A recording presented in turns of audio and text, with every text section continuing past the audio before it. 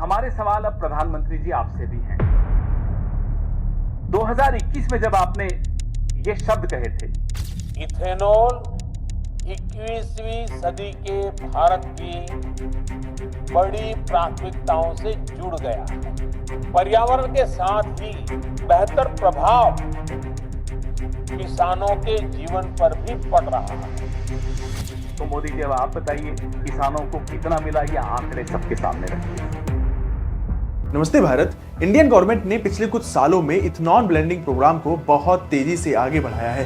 सरकार ने बहुत निर्णय लिए हैं। अब पेट्रोल के अल्टरनेटिव के रूप में इथेनॉल को 100% यूज करने के बारे में हमने निर्णय किया है। गवर्नमेंट का टारगेट था कि 2030 तक पेट्रोल में 20% इथेनॉल ब्लेंड किया जाए, लेकिन ये टारगेट 2025 में ही 5 साल पहले अचीव कर लिया गया। दरअसल सरकार की रणनीति ये है कि पेट्रोल डीजल की बढ़ती कीमतों से आम लोगों को जल्द से जल्द छुटकारा दिलाया जाए और कच्चे तेल पर निर्भरता कम की जाए। India has hit its 20% ethanol blending target in petrol 5 years ahead of schedule.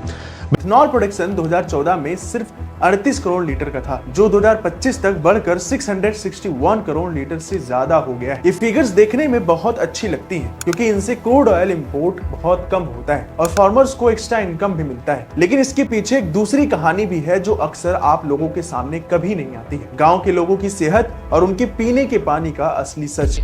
हमारा बहन का औरत भी मर गया, वो भी सांस लेना नहीं सकता बोल के। सो आज हम इस वीडियो के अंदर जानेंगे कि आखिर इथेनॉल बनाने पर इतना बड़ा कंट्रोवर्सी अपनी इंडिया के अंदर में क्यों हो रहा है, और साथ ही साथ हम ये भी जानेंगे कि अगर परिवहन विभाग मंत्री नितिन गडकरी जी ऑलरेडी ये जानते थे कि 10,000 लीटर का इस्तेमाल करके 1 लीटर इथेनॉल बनाया जाता है, तो फिर भी उन्होंने ऐसा एक्शन लिया क्यों, ये जानते हुए कि इस समय इंडिया के अंदर में वाटर क्राइसिस चल रहा है। ये सब कुछ जानेंगे आज के इस वीडियो में। वीडियो को शुरू करने से पहले चैनल को सब्सक्राइब जरूर कर लीजिएगा, क्योंकि चैनल जब सब्सक्राइब करते हो तो 0.1 सेकंड लगता है, जो कि आपके लिए फ्री है, बट हमारे लिए ये बहुत ज्यादा जरूरी है।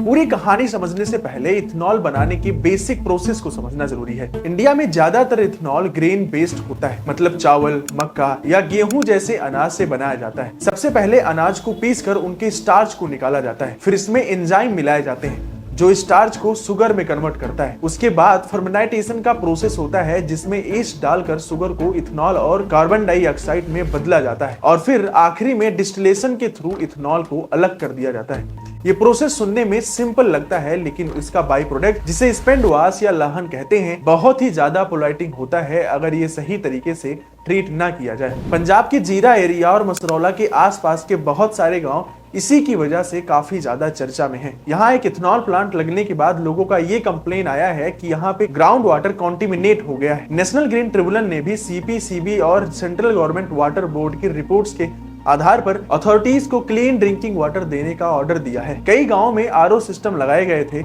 लेकिन उनमें से ज्यादातर अब काम नहीं कर रहे हैं और लोग अभी भी वही पानी पी रहे हैं। इससे सिर्फ पानी ही नहीं, खेती भी प्रभावित हुई है। सालों तक पोल्यूटेड पानी से सिंचाई करने और फैक्ट्री की राख के संपर्क में आने से मिट्टी की क्वालिटी भी बिगड़ जाती है, जिसकी वजह से चावल और गेहूं की उपज काफी ज्यादा कम हो जाती है। एनवायरमेंटल साइंटिस्ट का कहना है कि ग्रेन बेस्ड इथेनॉल प्लांट से निकलने वाले पोल्यूटेंट्स काफी खतरनाक हो सकते हैं। इनमें एक्स्टल्डिहाइड, फॉर्मल्डिहाइड, ऑर्कोलेन और हेक्सेन जैसे केमिकल शामिल होते हैं, जो रिस्पिरेटरी इलनेस, न्यूरोलॉजिकल डैमेज और कैंसर से जुड़े हुए माने जाते हैं। जीरा के प्रोटेस्ट के दौरान गाँव वालों ने यह भी पिन किया कि फैक्ट्री से होने वाले पोल्यूशन की वजह से गांव के अंदर में काफी इंसानों की मौत भी हुई, क्योंकि इथेनॉल के डायरेक्ट एक्सपोजर के भी अपने खतरे होते हैं।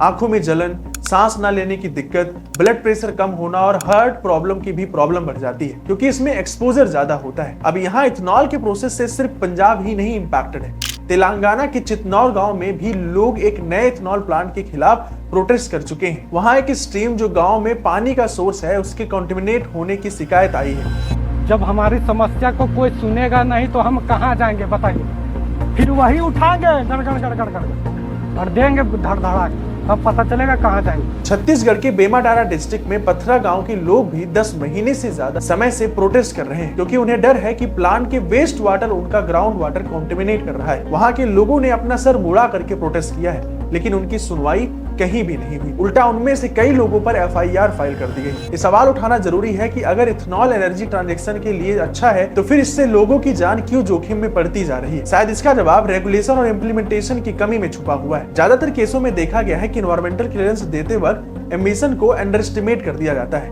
और इफ्लुएंट ट्रीट प्लांट को भी बहुत सही ढंग से बनाया भी नहीं जाता है और समय के साथ साथ उनका मेंटेनेंस भी नहीं होता है। कई जगह तो पब्लिक कंसल्टेशन के बिना ही प्लांट को मंजूरी दे दी जाती है, जिससे गांव वालों को बिल्कुल बाद में पता चलता है कि उनके आसपास क्या लग रहा है। यहाँ पर यह भी समझना जरूरी है कि इथेनॉल खुद एक रिन्यूएबल और क्रूड ऑयल के कंपैरिजन में क्लीनर फ्यूल माना जाता है। चूंकि फसल उगते वक्त कार्बन डाइऑक्साइड को ऑब्जर्व करता है, इसलिए ओवरऑल एम्बिशन फॉसिल फ्यूल से कम होती है और इसी वजह से दुनिया के कई देश इथेनॉल ब्लेंडिंग को अपना रहे हैं। सरकार का भी कहना है कि इथेनॉल प्रोग्राम से फॉरेन एक्सचेंज की बचत होगी और फार्मर्स को एक्स्ट्रा इनकम भी मिलेगी। तो असली प्रॉब्लम इथेनॉल खुद नहीं बल्कि उसका प्रोडक्शन प्रोसेस है, खासकर grain based plants based management जो सही तरीके से हैंडल नहीं हो रहा है। अब सवाल ये है कि आखिर इसका सोल्यूशन हो क्या सकता है। सो आइए हम वो भी जानते हैं। सबसे पहले प्लांट्स लगाने से पहले प्रॉपर एनवायरमेंटल इंपैक्ट असेसमेंट और जेन्युइन पब्लिक कंसल्टेशन होना चाहिए। इफ्लुएंट ट्रीटमेंट प्लांट्स को स्ट्रिक्टली रेगुलेट किया जाना चाहिए और उनकी रेगुलर मॉनिटरिंग होनी चाहिए। वेस्ट वाटर बिना ट्रीट किए सीधा ग्राउंड पे नहीं छोड़ना चाहिए। जिन गांव में ऑलरेडी हेल्थ इशू रिपोर्ट हो चुका है वहां इंडिपेंडेंटली हेल्थ सर्वे भी कराना चाहिए ताकि असली तस्वीर सबके सामने आ सके।